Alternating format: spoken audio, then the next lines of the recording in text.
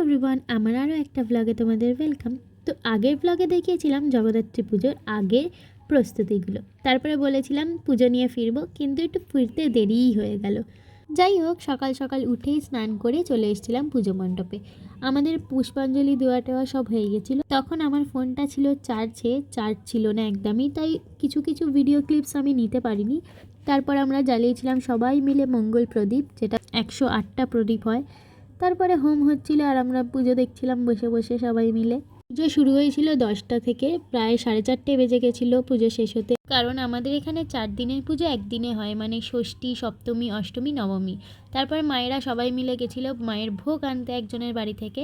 আর আমরা সন্ধ্যেবেলা তারপরে রেস্ট নিয়ে চলে গেছিলাম ফুচকা খেতে। তারপরে আমরা একটু এসে মন্দিরে বসে একটু আড্ডা মারলাম, তারপরে আবার বসে গেছিলাম খেতে মায়ের ভোগ।